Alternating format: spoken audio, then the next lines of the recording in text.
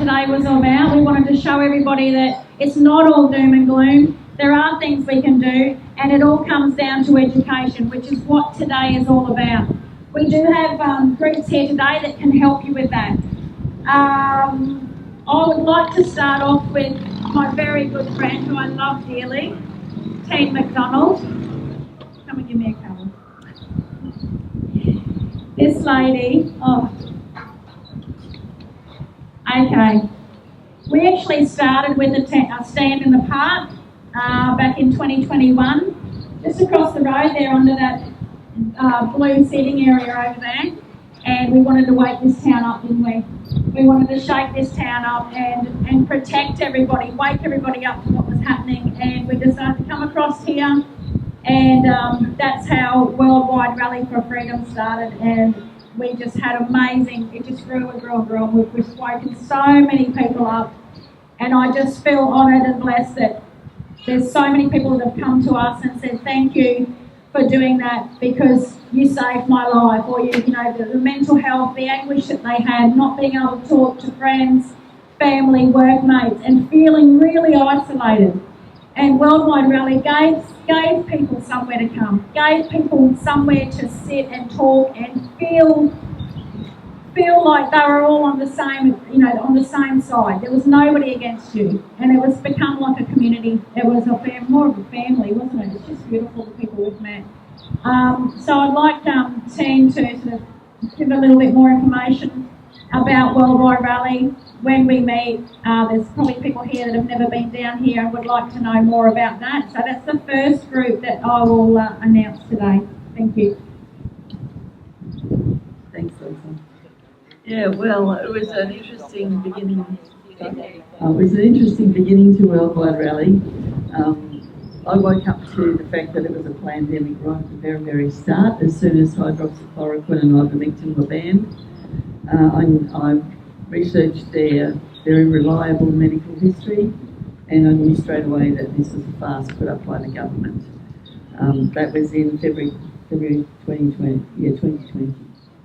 So I already knew Lisa, and then they started to bring in the so-called vaccine.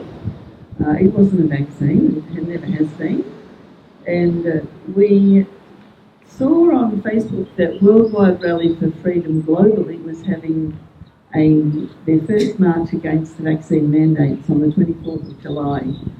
And we looked at this the Sunday before. 6 days. And we looked at each other and we said, and Liz was like, nothing's happening in Mackay, nothing's happening in Mackay. And I'm like, I don't know, what can we do? And it was 6 days till this march, and we thought, no, we'll bite the bullet, we do it. And in 6 days we got 350 people here. And we marched down to George Chris Simpson's office with George and Stephen Andrew, the MP from Morani. And it was a really good start. We had a lot of people coming because they were being faced with, shall I take this poison, or shall I lose my job, shall I lose my home? We had people here who were living in cars and supported them as best we can, gave a lot of food, a lot of donations to these people. And then we had the biggest march that Mackay has ever seen in November. Queensland, maybe. North Queensland, definitely. We had over 6,000 people here, and we marched against the vaccine mandates. Now, the purpose of Worldwide Rally is to teach people, which is what you're doing, Jodie, just teaching people what's going on. And we've done some very strange things. I've never shared this before, but our people were depending on us, and there was nothing we wouldn't do. And this is not to big note us. We've done everything we have done for our kids and our grandkids. That's who we work for, and the people of this beautiful country. We had one, this is just one example of many, many I could give you, but we had a gentleman come along whose wife had the jab, I refuse to call it a vaccine, and didn't wake up the next morning. And he could not get an autopsy done on her. We went to the highest levels of Mackay Hospital. The body was sent to Brisbane. The body was sent back with a letter saying she'd had an autopsy. We actually, a couple of us, had to go out to the funeral home, and I had to take photos of this body to prove, because they said she had an autopsy, and I took photos of this body to prove that she had not had an autopsy. Now, you know, that wasn't an easy thing to do, I can tell you. It was actually very, very difficult. But it's the people that matter. And the sorts of things we've done, we haven't missed a council meeting in 3.5 years. Yes. We've talked about the smart cities. We've talked about the chemtrails. We've talked about so many things. One of the biggest things we've done is approach the library books that our children were being given. Our kids as young as 8, with books that showed violence and rape. One book in particular, Welcome to Sex, that was teaching children how to have anal sex, how to have oral sex, how to masturbate. The photos are pornographic. We went to council with A3 pictures blown up, laminated and sat in their council meeting the whole time. They totally ignored these photos. And so the next time, this is when we're allowed to speak, so the next week I thought I'd quote from them. So it's filthy, it's purely filthy. And they cut the live stream because they would not listen to it was too pornographic to go out on the live stream. And I said to them, so you're offended because I'm speaking these words, but you've got these books in our libraries and in our schools for our 8-year-olds to learn how to do all this stuff that, I can tell you what, I didn't know it. Actually, one of our ladies, Rhonda, renamed that book, Welcome to, was it? Welcome to Sex, and Welcome to Sex and the things that you didn't know ever that you still don't need to know. It was actually funnier than that, but honestly, we all learned something from that book, not that we really needed to. So we brought to the attention of the people the abortion, the full-term abortion, where babies' bodies, with evidence, that from 20 weeks on, anyone who has an abortion is given $4,326 payment for having an abortion because they want the bodies. They want the bodies of the babies. It's sickening.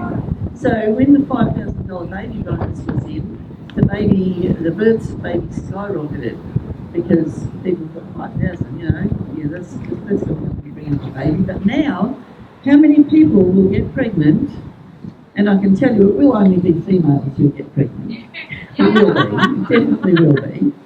Even though one of the library books is 2 men and one of them is very heavily pregnant, and my daddy's having a baby. But it'll be the women, believe me, who go and get pregnant, and they'll have an abortion at 20 weeks. They'll walk away with nearly $4,500 in their pocket, and they won't be saddled with a baby. It is unbelievable the things that are being done to us. It's becoming a transaction. Yeah. It's a transaction. It's a transaction. It's a business. It's a business. So election corruption. We've seen corruption right here in Mackay with the local, state, and federal governments. We sent all of our evidence to the ECQ, and they nothing to see here. We sent it to the CCC. We have in writing that the legislation doesn't matter. They choose who they prosecute. I have it in writing at home. We choose who we prosecute because we've got to be careful with our resources.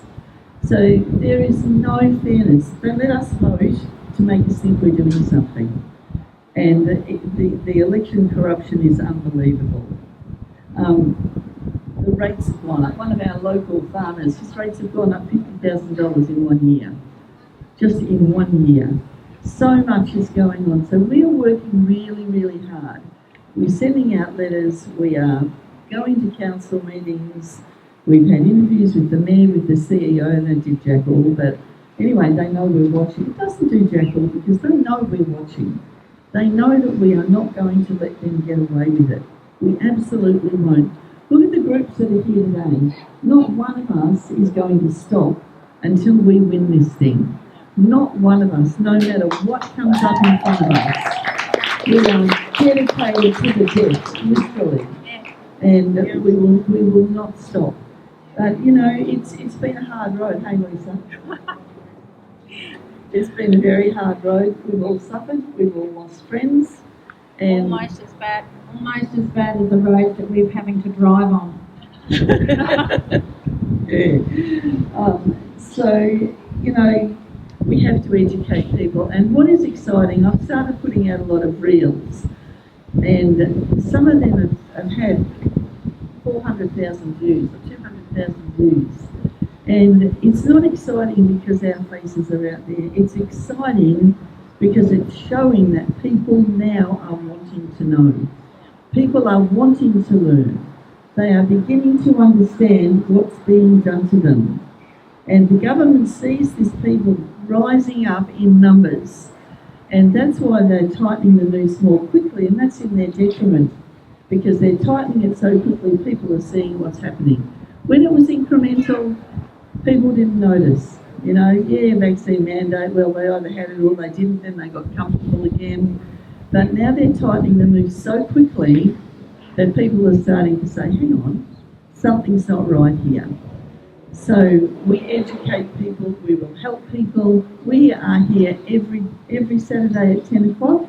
We have not missed a Saturday in 4.5 years, and we've got now a huge following online, so people are wanting to know.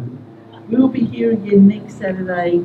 We're going to have the 13th of September rally here. There'll be more information on our worldwide rally Freedom Mackay Facebook page. And so just want to let you know that if you're in Mackay, there are people here to support you. There are people here to help you. It's not about us. It's about our future. It's about your future, your kids, your grandkids. And we will keep going. So thanks very much. Thank you. Beautiful lady and a beautiful friend. Up next, I was having another group, a local group that could also help, called A Stand in the Park. My good friend Laura West, she was coming here to speak this morning to present A Stand in the Park to anybody wanting to attend, but she has been involved in a car accident, so she's not able to make it this morning, so I will just give out the information on her behalf. Every Sunday from 10 till 11 a.m. Here at Blue Water Quay, or if you are in Serena, at the end of the garden strip in Serena, down towards the Leagues Club there, you'll see them from 10 till 11 every Sunday.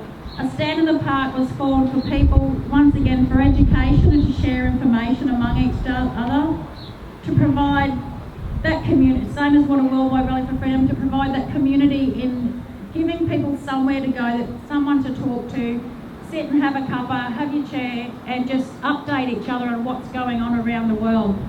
So on Laura's behalf, please, if you're interested and you've got a Sunday free, Mackay or Serena, you've got A Stand in the Park, 10 till 11 a.m. I hope you're doing okay, Laura. I know she's well, she's not hurt, so thank you.